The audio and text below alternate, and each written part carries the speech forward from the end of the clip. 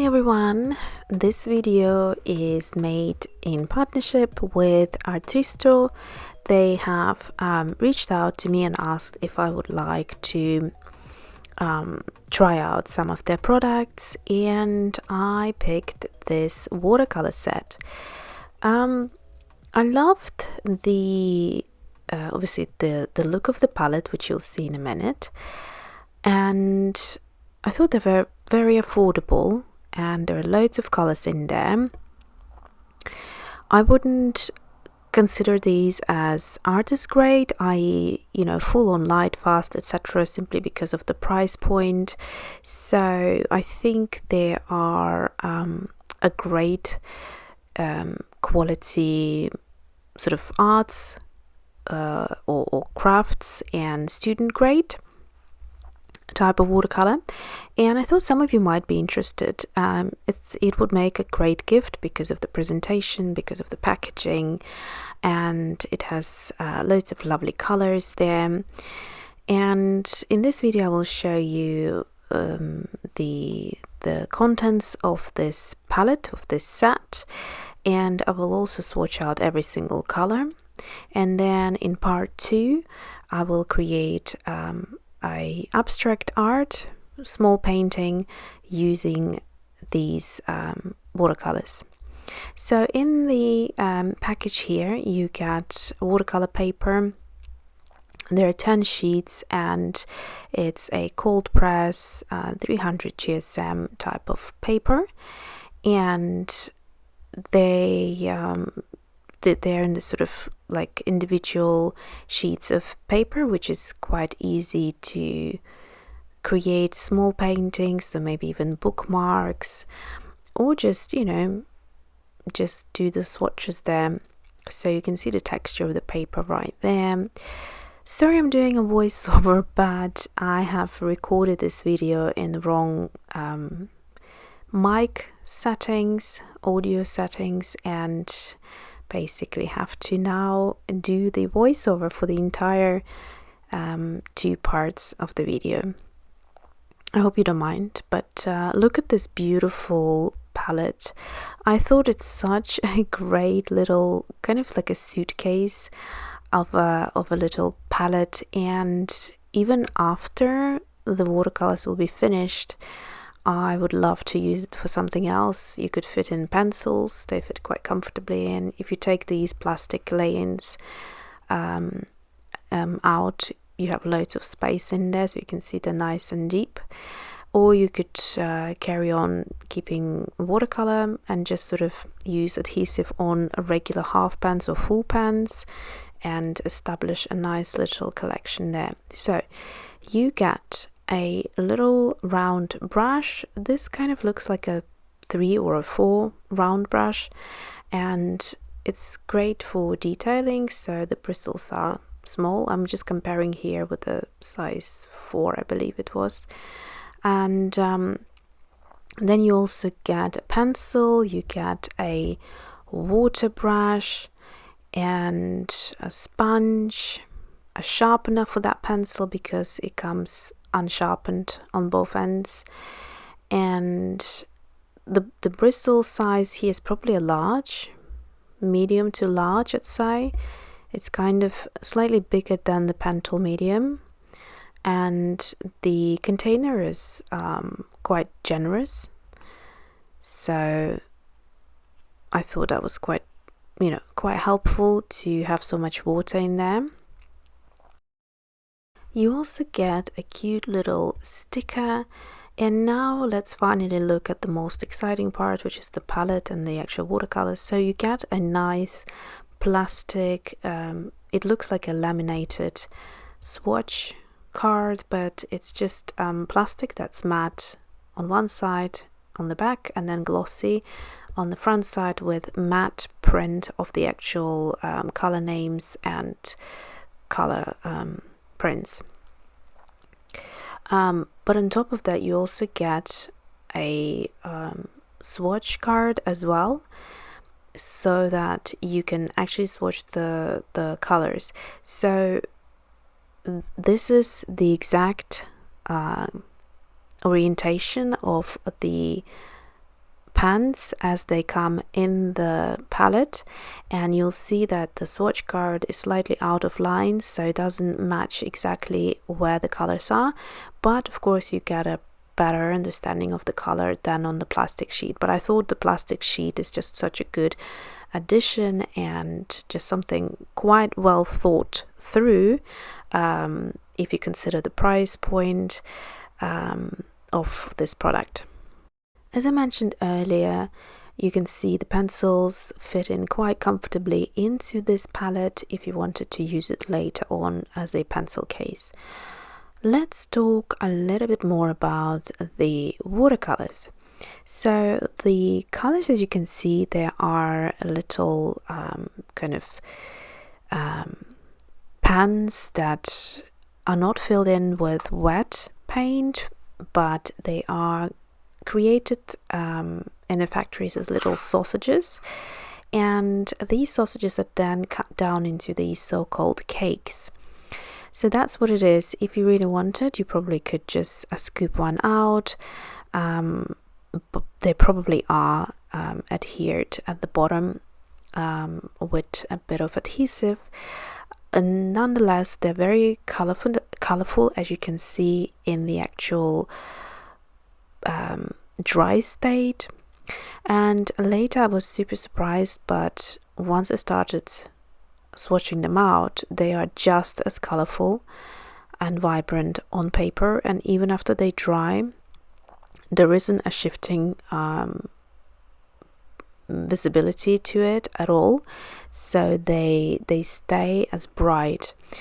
They probably remind me on Mijello watercolors in terms of their brightness. So if you know someone, or if you are that someone who loves bright watercolors, you probably would enjoy this set. They feel, well, some of the colors feel a little bit chalky, but only after they have dried. Not all of them. Most of them actually have great transparency, and even quite surprising in some cases where I would expect them to be quite opaque and chalky. Those colors were beautifully transparent, even though they're super vibrant. In terms of the selection of colors, I'm really happy with it. It's got a nice range of colors. Probably I could do with a couple of lighter pinks maybe, but yeah, otherwise the only two colors I'd say are a little bit too close together is the Brilliant Blue and Ultramarine. So the color 30 and 31, they sit right next to each other on the second row. Other than that, I think the variety is really good, and there's loads of blues, loads of reds and yellows and oranges and greens, and there's a good selection of neutral colors as well.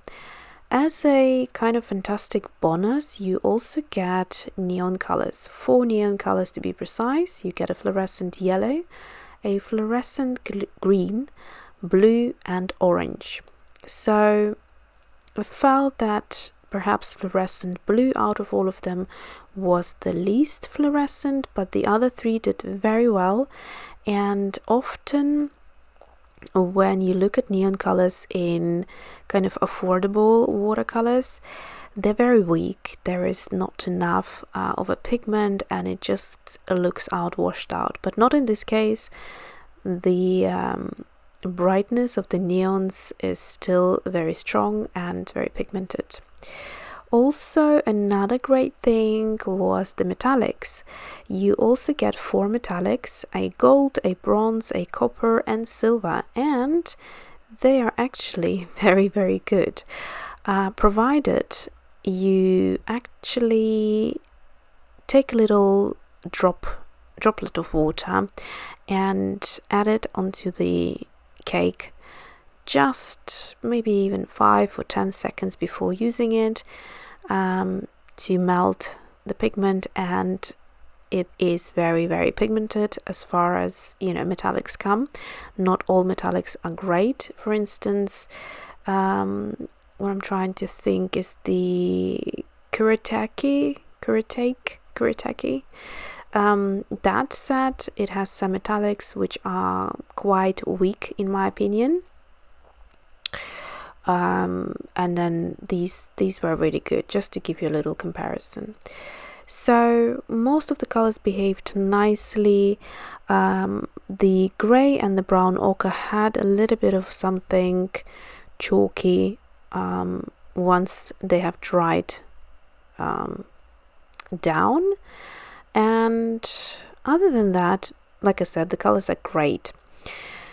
Maybe there are some funny names to the colors. So for instance, vermilion, I would expect it to be a lot more kind of orange red, and as you can see, that vermilion is right under the Artristo logo. That's the first swatch, and it actually dried even a little bit more muted, but really beautiful color, perfect lip color for my girls, but for the girl illustrations that I do. But I wouldn't say that this is a traditional vermilion. I'm not going to go into all of the colors, but this is just one of the colors that really stands out. And another color that stands out is Payne's Gray, which is second from the last color, and that is also not your traditional Payne's Gray. And I love Payne's Gray, so that's why I'm commenting on that color. So this is more of a kind of, if you add indigo to Payne's Gray, maybe that's more of what the color reminds me of. The color that I was immediately excited about is the light green, number 35. I'm about to swatch it. So that color looked quite interesting in the pan, very juicy, very delicious, and I was just hoping it would look as good on paper, and it did. It really did. Here I'm showing you water, which, by the way, this is a good sign. I'm kind of halfway through the palette, and not kind of, exactly halfway through the palette.